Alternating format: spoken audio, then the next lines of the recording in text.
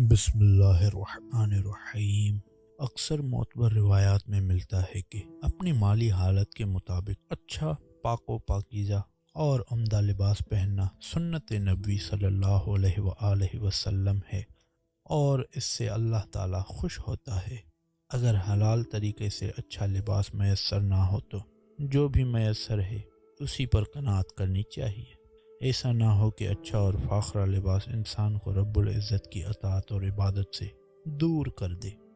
اگر اللہ تعالیٰ نے کسی رزق میں فراخی اور وسعت پیدا کر دے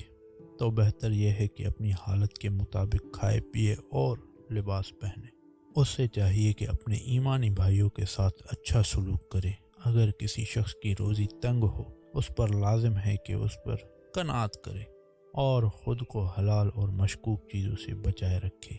امام جعفر صادق علیہ السلام کا ارشاد گرامی ہے کہ جب اللہ تعالیٰ کسی بندے کو کوئی نعمت عطا فرمائے اور اس نعمت کا اثر اس پر ظاہر ہو تو اس کو خدا کا دوست کہنا چاہیے اور روز قیامت وہ خدا کے شکر گزار بندوں میں شمار ہوگا۔ اور اگر اس نعمت کا اثر ظاہر نہ ہو اور وہ رب کریم کا شکر ادا نہ کرے تو وہ خدا کا دشمن ہے اور قیامت کے دن اس کا شمار کفران نعمت کرنے والوں میں سے ہوگا۔ حضرت علی ابن ابی طالب علیہ السلام فرماتے ہیں، مومن کے لیے ضروری ہے کہ وہ اپنے بھائیوں کے سامنے صاف ستھرا لباس پہن کر جائے، جس طرح کہ وہ اجنبی لوگوں کے سامنے بہترین لباس زیب تن کر کے جاتا ہے تاکہ اس کی شخصیت میں نکھار پیدا ہو اور اسے عزت کی نگاہ سے دیکھا جائے۔ حضرت امام رضا علیہ السلام موسم گرما میں چٹائی پر بیٹھا کرتے تھے اور سردیوں کے موسم میں ٹاٹ پر، اور جب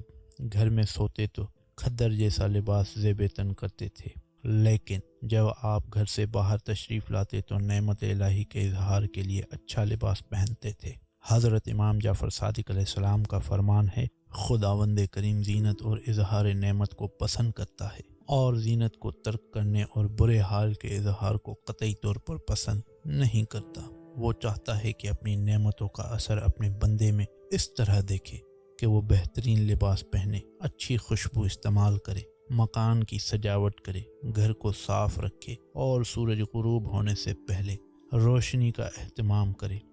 یعنی بلب ٹیوب لائٹ کے بٹن آن کر دے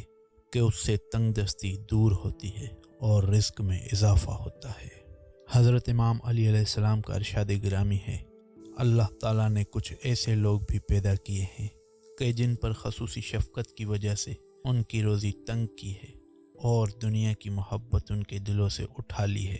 وہ لوگ اس آخرت کے طلبگار ہیں کہ جس کی طرف اللہ تعالیٰ نے ان کو طلب کیا ہے، اور وہ مالی مشکلات اور دنیاوی پریشانیوں پر صبر کرتے ہیں، اور وہ ابدی و سرمدی نعمتوں کا اشتیاق رکھتے ہیں کہ جو خدا نے ان کے لیے تیار کر رکھی ہے۔ انہوں نے اپنی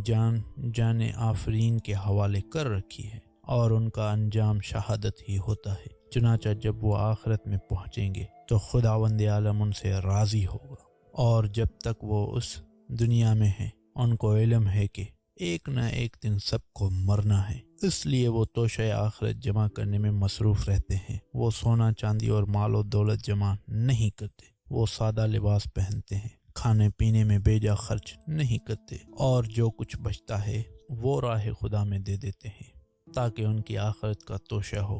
وہ نیک لوگوں کے ساتھ خدا کے لیے دوستی رکھتے ہیں اور بروں سے خدا کے لیے گریزاں رہتے ہیں۔ وہ راہ ہدایات کے چراغ اور آخرت کی نعمتوں سے مالا مال ہے